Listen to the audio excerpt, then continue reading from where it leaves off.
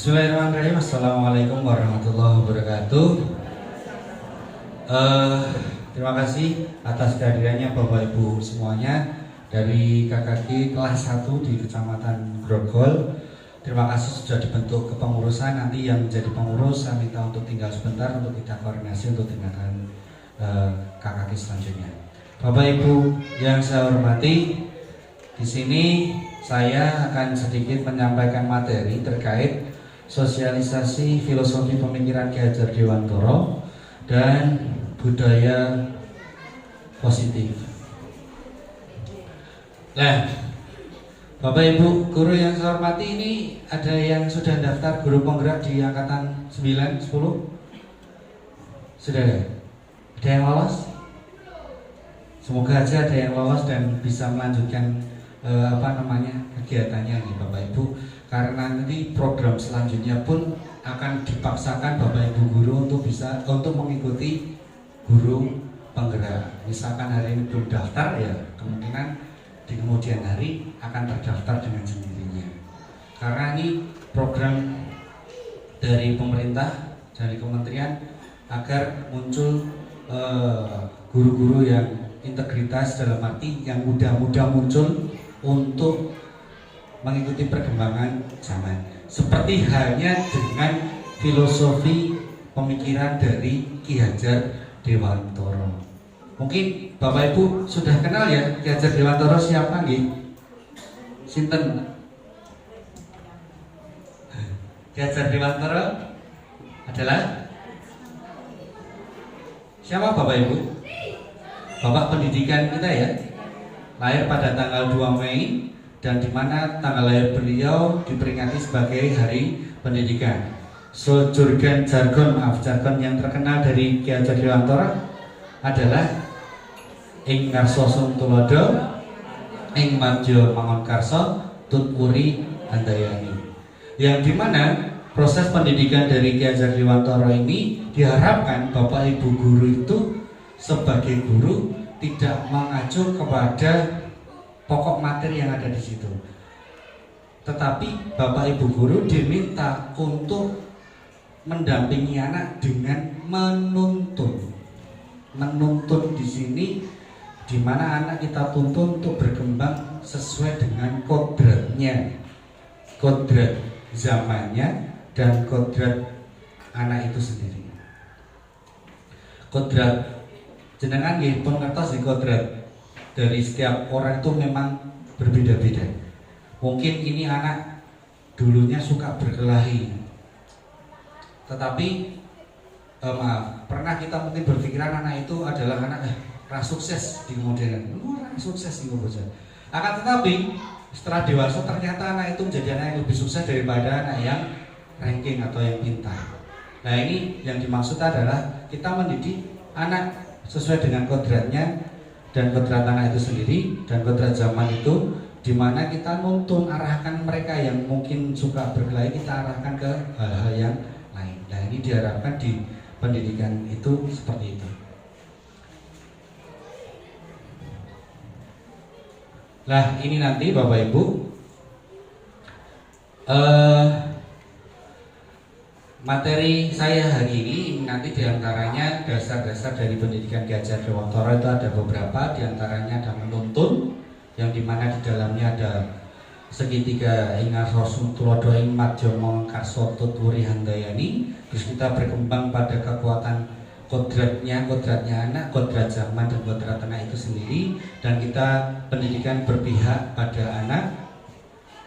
Terus yang harus kita pahami adalah anak itu bukan selembar kertas kosong, karena konsep itu tidak tepat ternyata. Dari anak itu bukan tabula rasa. Terus dari tingkah lakunya anak ada terbagi dua nanti, dari diri anak dan sosiokultural, dan kita memahami bahwasanya guru juga itu seperti petani, yang dimana kita nanti akan belajar filosofi tersebut, dan yang terakhir yaitu budi pekerti. Setelah itu kita baru masuk kepada budaya positif. Budaya positif apa? Budaya positif yang ada di kelasnya nanti. Kita mulai dari menuntun. Terlihat ya dari belakang. Eh, Bapak Ibu guru yang saya hormati, dari filosofi Ki Hajar Dewantara ini di yang pertama yaitu menuntun. Apa yang dimaksud menuntun? Maksud pendidikan itu adalah menuntun segala kekuatan kodrat yang ada pada anak agar mereka dapat mencapai keselamatan dan kebahagiaan yang setinggi-tingginya, baik sebagai manusia maupun anggota masyarakat. Maksudnya dari menuntun ini pada Ki Hajar Dewantara Dasar-dasar Pendidikan halaman 1 paragraf 4 ini, bahwasanya kita ini mendidik anak untuk mempersiapkan mereka hidup di masyarakat, punya keterampilan hidup di tingkat masyarakat. Terkadang anak sekarang unggah-ungguhe sudah mulai hilang. Bahkan mungkin, mohon maaf, saya sendiri saja mungkin terkadang menggunakan bahasa Jawa tidak begitu lancar. Kadang juga ditemukan Bapak Ibu guru sing ngendikan kali yang lebih tua bahasanya krowo inggil wong tua. Ini kan kadang tua. Nah ini kita diminta untuk bisa menuntut anak ini agar anak itu siap di masyarakat dengan keadaan selamat dan bahagia. Lah bagaimana caranya? Kita tuntun arahkan, jangan kita dikte, tapi kita arahkan. Anak itu biar berpikir.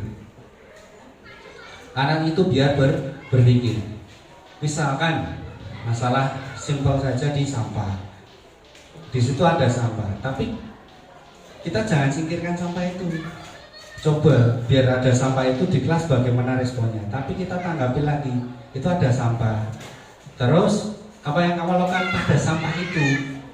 Jangan langsung perintah ambil sampahnya, buang tempat sampah. Tetapi kita ajak anak itu berpikir dulu. Itu ada sampah, tolong. Itu tindakanmu terhadap sampah itu bagaimana? Terus anak bergerak melakukan. Dan kita tambahi penguatan semacam seperti itu untuk hal ini, menuntun. Apalagi yang menuntun yang lain, menuntun yang lain arahan ke arah yang positif, pembiasaan yang positif. Mungkin bersalaman, mungkin Bapak Ibu guru juga sudah membiasakan di sekolah, cuma mungkin tatanan bahasanya semacam perintah. Lah ini nanti di kurikulum ini diharapkan itu kita menuntun, mendidik agar anak itu bisa berpikir untuk melakukan tindakan apa. Bukan kita mendikte untuk anak segera bertindak ini, tapi kita menuntun dia berpikir dan mereka melakukan tindakan. Itu yang diharapkan seperti itu. Itu ya Bapak Ibu.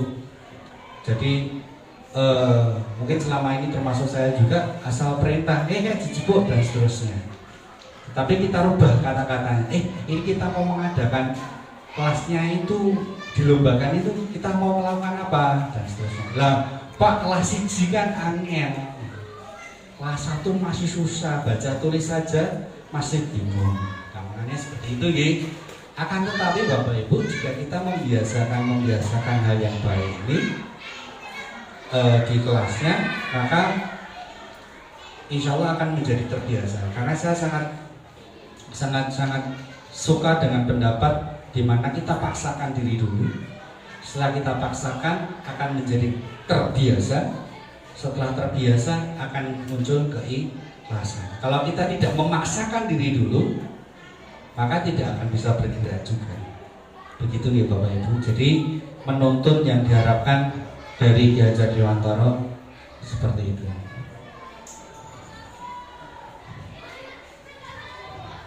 Terus bermain. Maksudnya bagaimana? Bermain adalah salah satu kodrat anak. Pikiran, perasaan, kemauan, tenaga, cipta, rasa, karsa, karya berarti sudah ada pada diri anak. Permainan anak dapat menjadi bagian pembelajaran di sekolah. Maksudnya bagaimana? Kita mungkin bisa mengemas kegiatan belajar membaca misalkan dengan sebuah permainan. Misalkan kalau dulu di pramuka, kalau itu benar-benar dilaksanakan, EWPK itu benar-benar dilaksanakan, itu bisa menjadi kegiatan pembelajaran di kelas juga karena memang harus. Misalkan huruf, anak belum bisa huruf, kita buat permainan huruf. Kita tidak melulu mendikte, kita tidak perlu seperti itu, tapi kita buat permainan. Anak hafal dulu, seperti itu. Terus misalkan nulis, anak belum bisa nulis, kita buat permainan. Misalkan di tembok sana sudah ada huruf, anak di sini dibuat lomba. Cret, gantian, nulis satu huruf, cret, terus balik, gantian temannya dan seterusnya. Dengan adanya permainan itu, anak merasa senang dalam belajar. Maksudnya dari bermain ini ingin memunculkan rasa belajar itu menyenangkan, bukan belajar itu menyusahkan. Yang diharapkan dari filosofi ini atau yang dari pemikiran Ki Hajar Dewantara itu, kita membuat pembelajaran yang menyenangkan sehingga anak merasa di alam bawah sadarnya itu bahwasanya belajar itu menyenangkan, bukan belajar itu menakutkan, semacam seperti itu. Saya pernah bercanda sama anak. Saya pernah bercanda pada anak. Misalkan ini coba, ini Bapak Ibu guru kelas 1 nih. Saya punya 10 telur Bapak Ibu. Telurnya itu pecah 3. Kemudian telur tersebut, dari 10 telur tadi pecah 3 ya. Terus digoreng 3. Kemudian dimakan 3.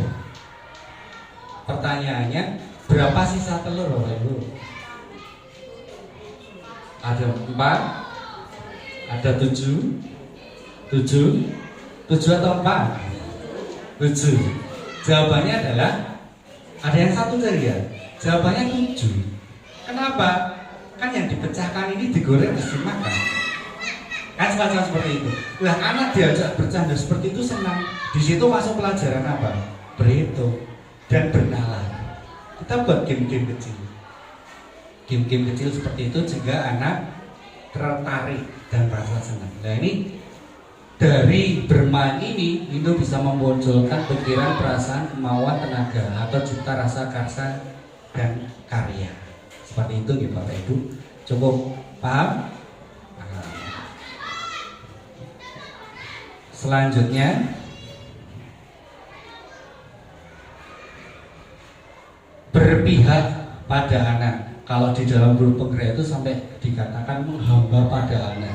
Menghamba itu bukan berarti nyembah, tapi menghamba pada anak. Dimana yang dimaksud ini pembelajaran yang berpihak pada siswa. Salah satunya dengan memberikan kesempatan siswa untuk mengemukakan pendapat, kemudian memberi kebebasan membangun sendiri pengetahuannya, tidak selalu mengikuti keinginan gurunya. Siswa diberi kebebasan untuk memahami pelajaran sesuai dengan caranya. Dari pernyataan ini Bapak Ibu, mungkin ini jadi sesuatu hal yang tidak biasa, dimana biasanya kan kalau anak di kelas kita terfokus pada guru. Nah ini diminta kita fokus pada siswa. Ada anak yang mungkin cara belajarnya dengan menyanyi, ya biarkan dengan bernyanyi.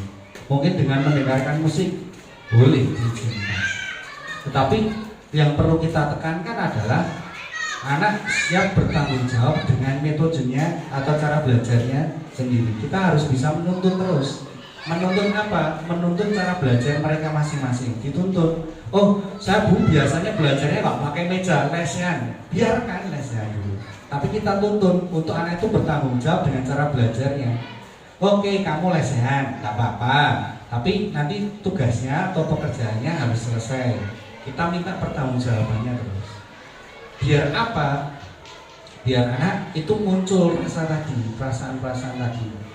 Yang pastinya muncul perasaan yang menyenangkan buat dirinya, bahwasanya belajar itu menyenangkan. Seperti itu ya Bapak Ibu. Beri kebebasan. Mungkin anak pengen bermain dengan bermain sesuatu untuk belajar. Maka pun kita berusaha untuk membuat sesuatu pembelajaran dengan berupa permainan seperti tadi yang saya sampaikan. Lah, kemudian ini di mana tidak selalu mengikuti keinginan gurunya. Berarti kita tetap perlu pada rule-nya, rencana pembelajaran kita atau dalam kurikulum merdeka capaian pembelajaran ya, dari modulnya, modul ajarnya, CP-nya dan seterusnya. Ini kita tetap pada rule-nya. Cuma pengemasan dalam pembelajarannya kita harus bisa sesuaikan. Untuk selanjutnya, ini untuk berpihak pada anak pun sakit gitu Bapak Ibu, paham gitu. Jadi kita manut anak jaluk piye turuti. Nak mintanya bagaimana turuti. Cuma kita harus tetap fokus pada target kita, rencana target kita atau capaian pembelajaran kita. Mohon maaf terkadang kan kita, terutama kita ya, kurikulum terbarunya. Nah, ini kan kurikulum sosial yang ada di sini ini ya kita tetap harus ngalir. Tapi mohon tolong pengemasan pembelajaran lebih membuat siswa itu aktif. Itu nih Bapak Ibu. Ini terkait berpihak pada anak. Untuk selanjutnya, ya ini yang saya sampaikan. Bukan tabula rasa. Anak itu bukan kertas kosong. Anak itu bukan hanya kertas kosong yang bisa digambar sesuai keinginan orang dewasa. Itu bukan kertas kosong anak. Anak lahir dengan kekuatan kodrat yang masih sama-sama. Tujuan pendidikan adalah menuntun atau memfasilitasi atau membantu anak untuk menebalkan garis samar-samar agar dapat memperbaiki perilakunya menjadi manusia seutuhnya. Pertanyaannya, bagaimana menebalkannya? Menebalkan laku anak dengan kekuatan konteks diri anak dan sosio-kultural yang nanti kita akan bahas. Nah, anak itu bukan kertas kosong. Mereka sudah punya kodratnya, yang dimana kita tidak tahu mereka nanti besarnya seperti apa. Jangan sampai kita menjudge anak yang dimana membuat anak itu tidak bisa berkembang lagi karena justifikasi kita. Misalkan, mohon maaf, bodoh, ini tidak boleh disampaikan seperti itu. Atau sifat kata-kata yang lain yang sifatnya bullying atau membuli. Jadi kemarin di BPPMB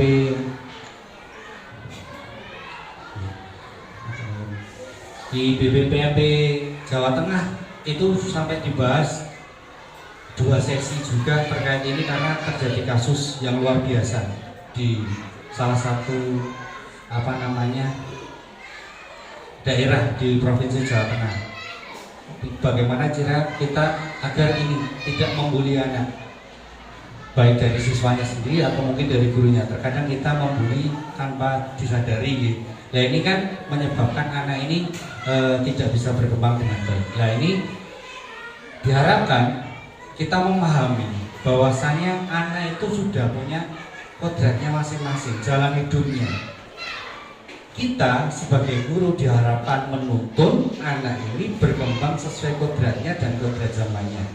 Kalau sesuai kodratnya, maka kita harus bisa menuntun anak dengan cara belajarnya dan kita menuntun anak agar anak ini siap di masyarakat. Kalau kodrat zaman, maka dari gurunya sendiri harus berubah untuk mengikuti perkembangan zaman.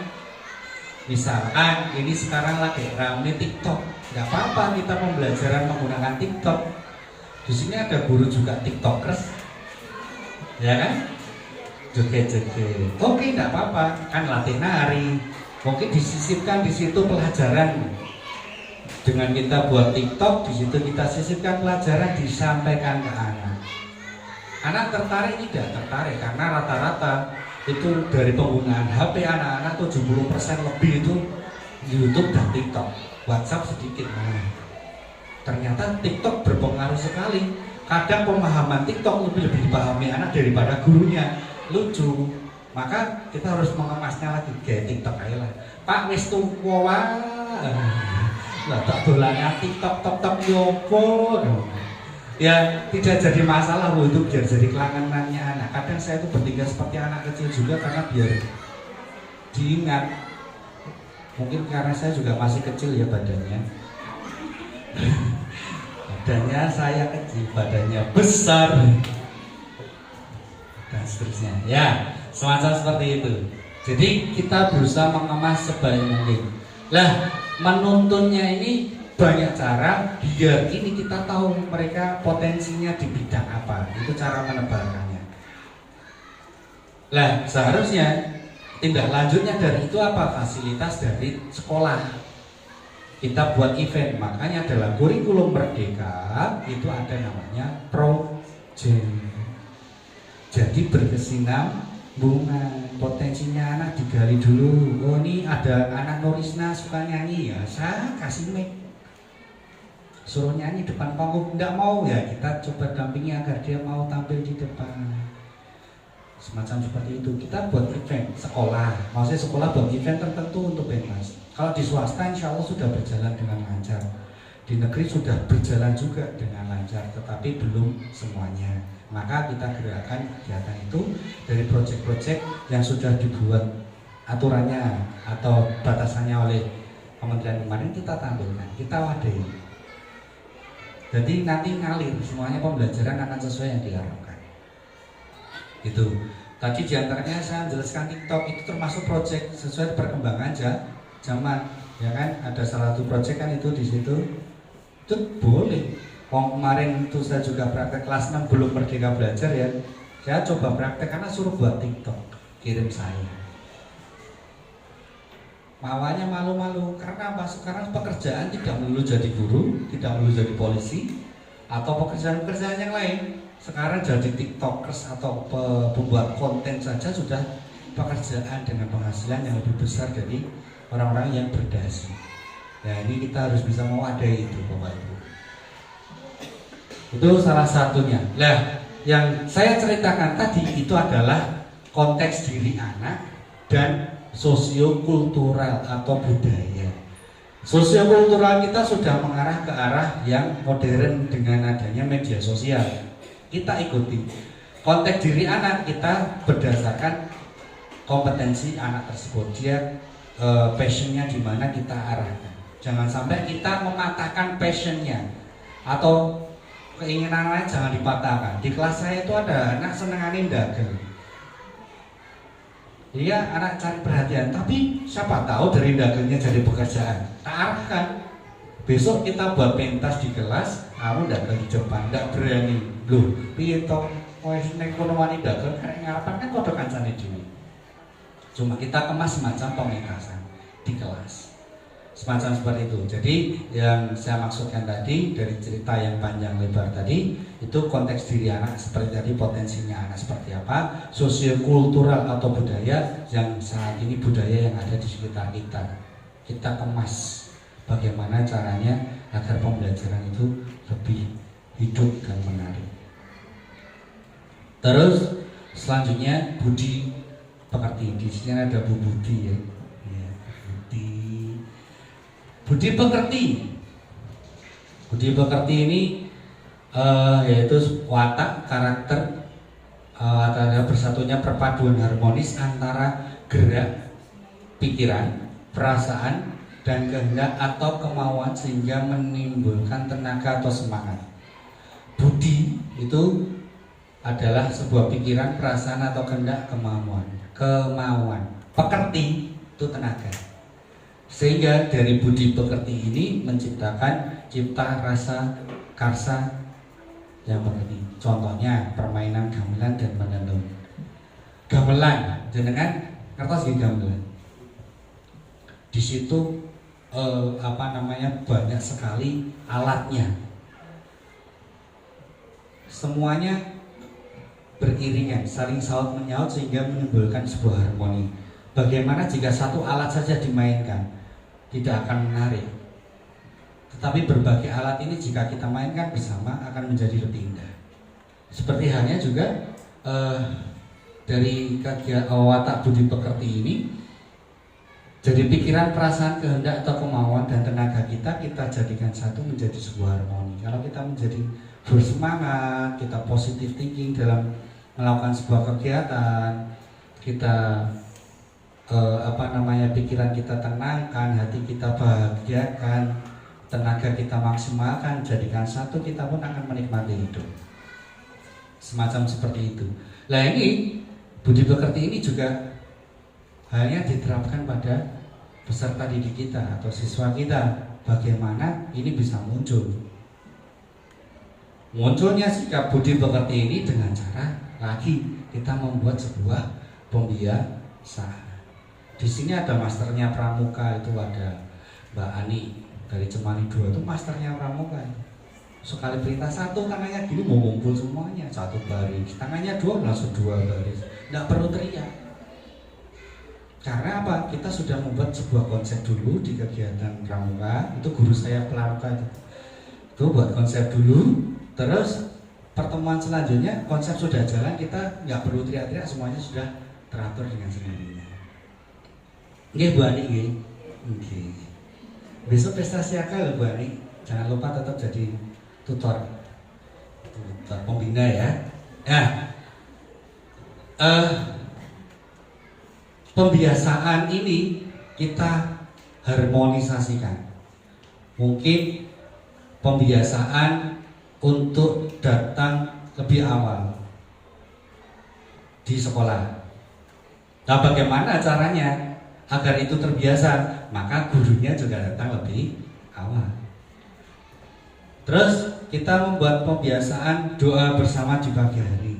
Itu sudah terbiasa pagi hari. Bagaimana caranya? Kita juga menyisipkan doa juga di kelas saya ini, saya cerita kelas saya saja. Saya nggak mau cerita kelas-kelas yang lainnya. Di kelas saya tuh punya kegelisahan apa? Kelas 6 kok durung iso bacaan sholat. Iki piye? Saya terus membuat sebuah sebuah doa. Pembiasaan dengan berdoa paginya adalah dari bacaan sholat niat takbiratul ihram sampai salam, satu bacaan penuh 5 menit ya 5 menit. Tapi setiap hari. Terus saya targetkan 2 minggu catatannya sudah dilepas. Dan sekarang saat sudah berjalan bulan kedua, anak sudah tanpa bacaan sudah bisa. Jadi kegelisahan saya sudah hilang. Paling tidak nanti praktek mereka sudah bisa. Semacam seperti itu. Begitu juga yang agamanya non-muslim, saya juga sama. Saya tagih doamu ya, teksnya saya baca, saya untuk ngecek anak tersebut. Sama. Biar apa?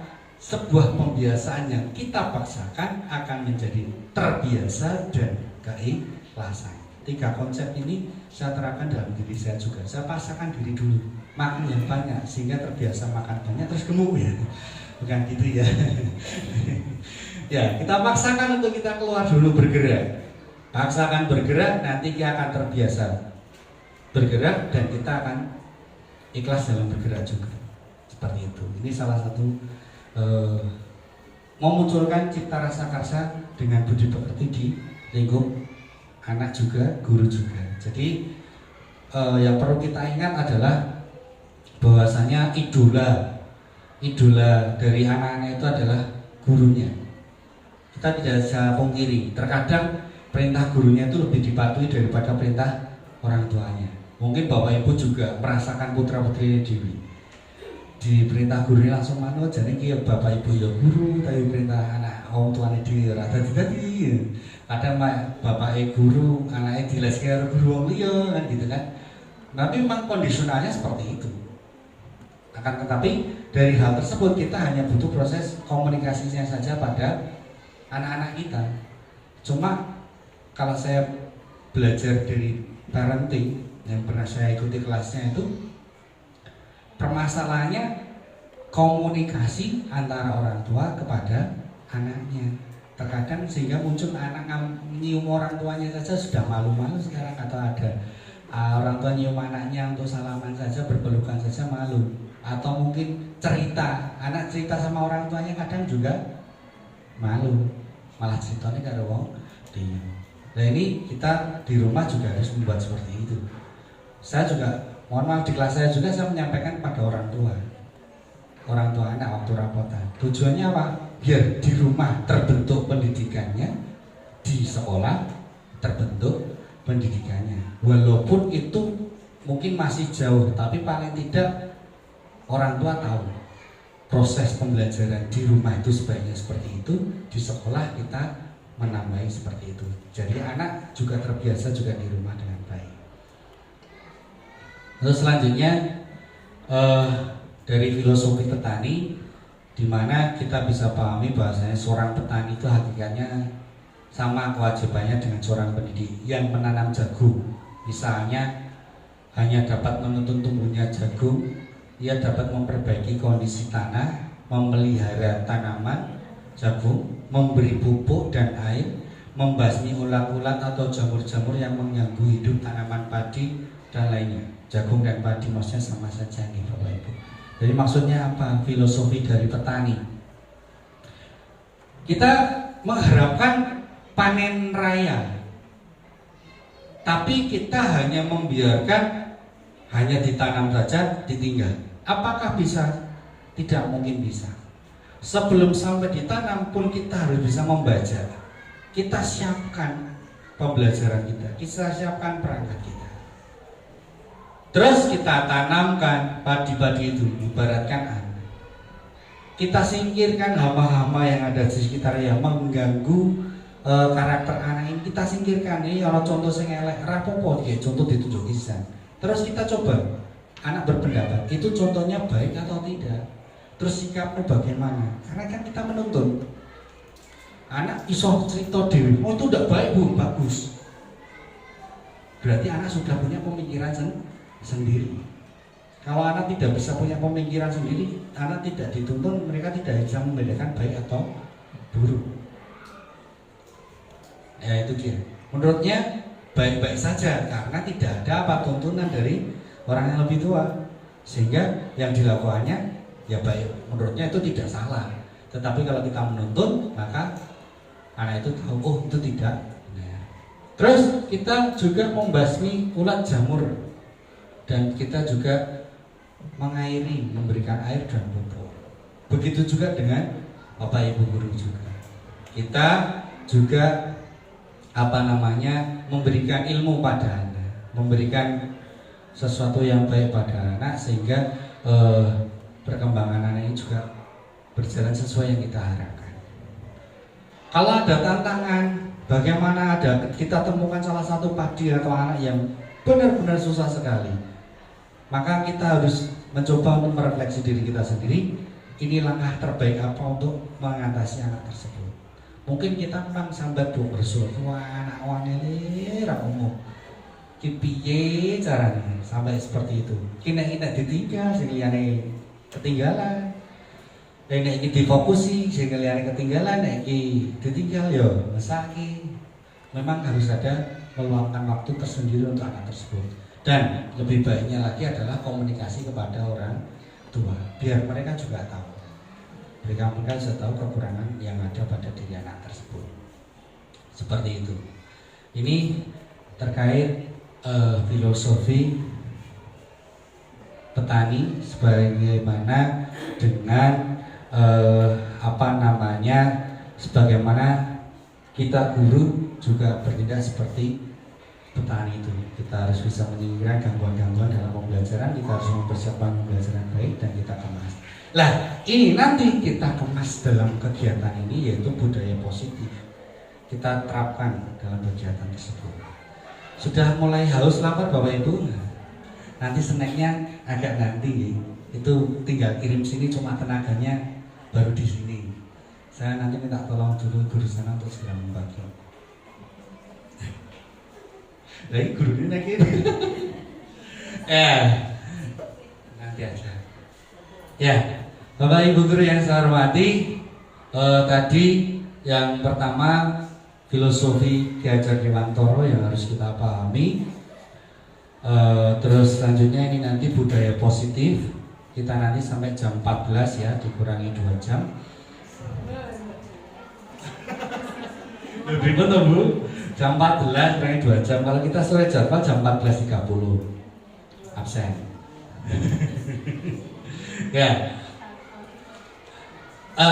Di budaya positif ini diharapkan nanti dari Bapak Ibu guru menerapkan di kelasnya masing-masing. Budaya positif seperti apa, gurunya harus bertindak seperti apa. Kita ada 5 posisi kontrol yang dimana kita harus bisa pahami kita di posisi yang bagaimana dan bagaimana cara menindaklanjuti dari hal tersebut.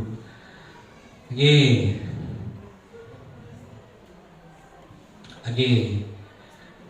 Halo.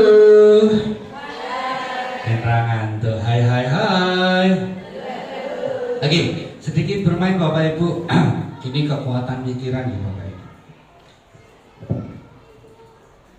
Bapak Ibu sakitnya kan? Ini dibuka. Dua jarinya. Buka ya. Buka selebar-lebarnya, dua telunjuknya. Buka selebar-lebarnya, tahan sekuat-kuatnya. Sekarang lihat saja pada jarinya. Coba sekarang lihat pada jarinya, saya tutup dari sini ya. Nanti lama-kelamaan nutup. Sudah terasa nutup sendiri-sendiri, jangan dibuka lagi loh ya. Nah, gua dibuka lagi aku kalah. Mulai nutup ya Bapak Ibu. Loh. Nutup dewe lah. Coba sih Bu. Tonton tenanan. Loh ngapa Bu? Loh nutup ya? Ini bisa dipakai di kelas loh. Kalau saya di kelas itu sebenarnya bukan permainan otak ya, tapi memang mempengaruhi otak. Cuma kita hanya bisa menuntun menyusun sebuah kata-kata biar anak itu terpengaruh. Kalau secara ilmu IPA-nya ini kan ada otot yang ketarik. Ya kan? Cuma kita membuat sebuah kata-kata di mana seakan-akan ini saya nutup dari sini. Anak gitu. Itu pasti ya. Tambahkan kita kekuatan saya tutup dari sini lagi. Seperti itu. Anak langsung, "Woi, seperti itu. Itu maksudnya apa toh? Ini anak jadi ke kita itu, Pak Andi jos banget. Padahal ya kurang. Semacam seperti itu. Jadi kalau itu teknik simpel saja, tapi kalau mau hipnosis juga bisa. Ojo hipnotis kita kan berat, hipnosis ya tak pernah. Saya pernah ikuti kelas itu 3 hari Bapak. Karena saya kegelisahan saya juga piye carane menanamkan pembelajaran ini agar lebih mudah diterima anak. Ada metodenya ternyata dalam hipnosis itu. Itu untuk di lain waktu aja ya. Itu ada metodenya.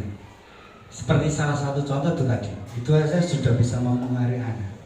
Bagaimana dengan yang lain? Gitu.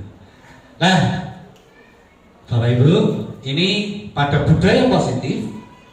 Pada budaya positif kita harus kita pelajari yang pertama yaitu motivasi perilaku manusia. Kita sebagai manusia rata-rata yang pertama itu menghindari ketidaknyamanan atau hukuman. Nggih napa mboten? Nggih mesti ra pengen dihukum. Misalkan laporannya belum rampung. Lanu dalan kan gitu kan. Seperti saya juga gitu. Lah bagaimana tidak mau dihukum? Nah, kita harus bergerak membuat schedule kita sendiri untuk pekerjaan itu bisa dikerjakan sesuai tepat waktu. Lah, menghindari ini adalah salah satu motivasi yang pertama dari perilaku manusia itu menghindari ketidaknyamanan atau hukuman. Seseorang berperilaku untuk menghindari permasalahan yang mungkin muncul dan berpengaruh kepada mereka secara fisik, psikologis ataupun tidak terpenuhinya kebutuhan mereka bila mereka tidak melakukan tindakan itu. Ya, ini misalkan naik motor nggak pakai helm, nah itu kan sebuah ini menghindari ketidaknyamanan korban kita pakai helm semacam seperti itu. Yang kedua, mendapatkan imbalan atau penghargaan dari orang lain. Pasti kita juga merasakan hal yang sama. Kita sudah melakukan yang terbaik, di paidu kan rawenaknya atau ibu. Terus maksimal jadi paidu, jadi sungai ini, jadi seorang gelem. Kembangannya kan. Tetapi kalau kita berikan apresiasi sedikit, itu pasti kita senang sekali. Begitu juga hanya anak nanti kita terangkan.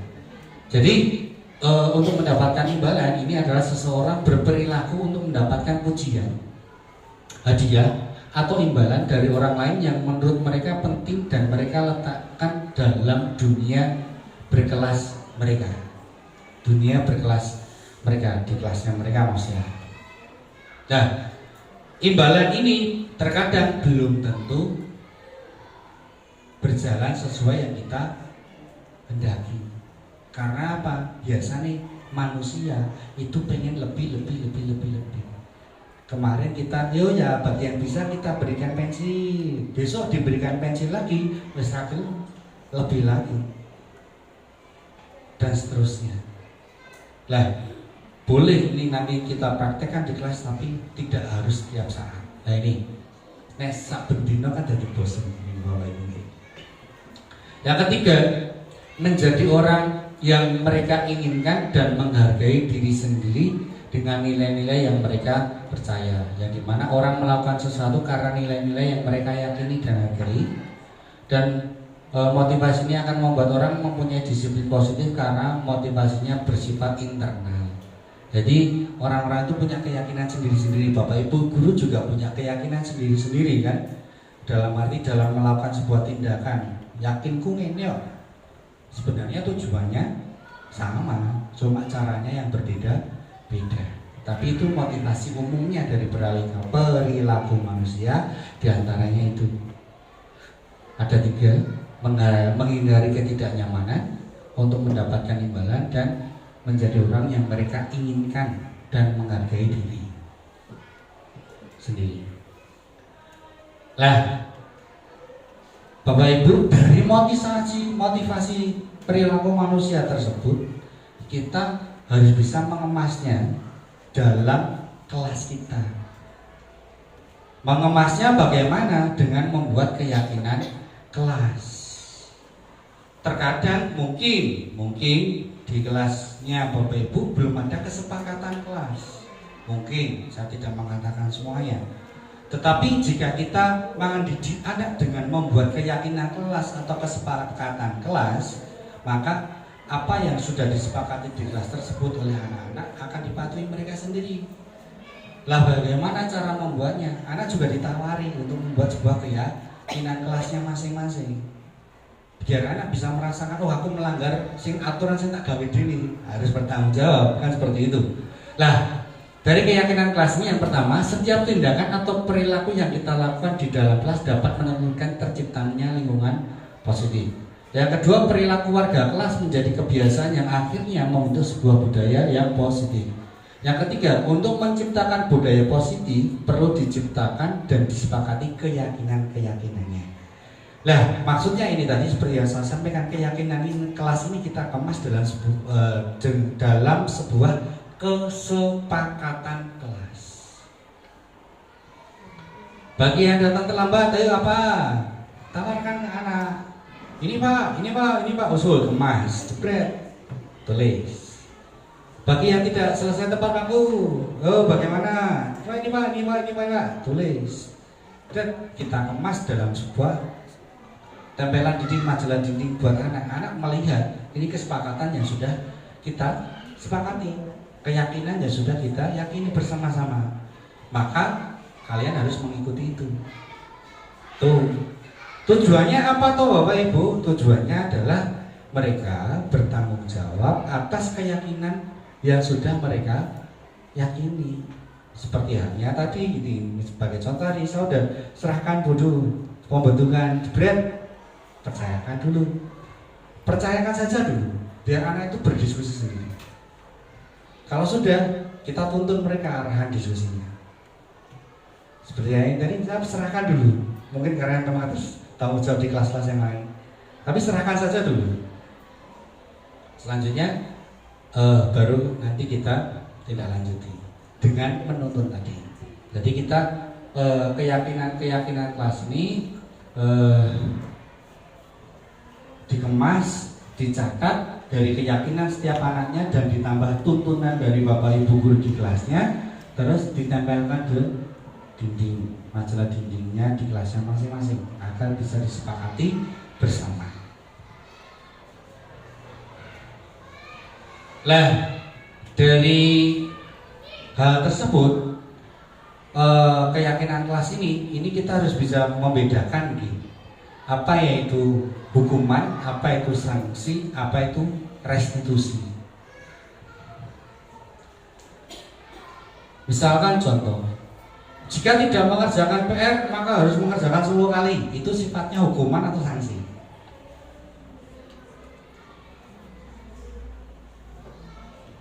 Sanksi. Di sini ada kriterianya. Kalau hukuman tidak nyaman untuk murid atau anak dalam jangka waktu panjang, korban mendapatkan keadilan, murid anak akan tersakiti, perilaku agresif meningkat, sistem tidak berjalan bila murid tidak takut, dan seterusnya. Sanksi, hukuman atau restitusi. Nah, kalau tadi kita yang tidak mengerjakan PR harus mengulang 10 kali. Mungkin ada yang berpendapat sanksi ya. Tapi jatuhnya apa itu sebenarnya? Hukuman. Kalau sanksinya adalah kamu tidak mengerjakan PR, kata bahasanya tidak perintah. Kalau kamu tidak mengerjakan PR, kamu harus bertanggung jawabnya bagaimana? Mengerjakan, Bu, ya kerjakan. Itu berupa sanksi. Dan itu termasuk dalam restitusi, dalam arti menguatkan anak. Menguatkan anak dalam hal apa? Tahu, sadar akan kesalahannya. Prosesnya sulit tidak? Sulit, apalagi anak kelas 1. Tetapi kalau kita membiasakan, insya Allah jadi terbiasa dari kelas-kelas ke kelas lebih besarnya lagi. Karena modal dasarnya ada di kelas 1 pembiasaan ini. Kalau ini terjadi komunikasi yang bagus, maka akan tercipta sebuah budaya positif yang bagus. Kamu tidak masuk kemarin, lari ke lapangan 10 kali. Itu jatuhnya apa? Hukuman lagi. Kalau sanksi ya bagaimana?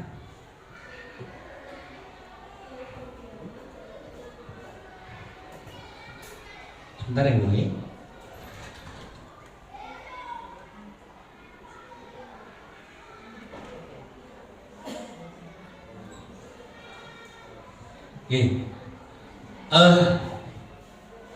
Hukuman, sanksi, restitusi sementara sampai sini dulu. Ini saya mau ngambil snack dulu untuk dibahas ini.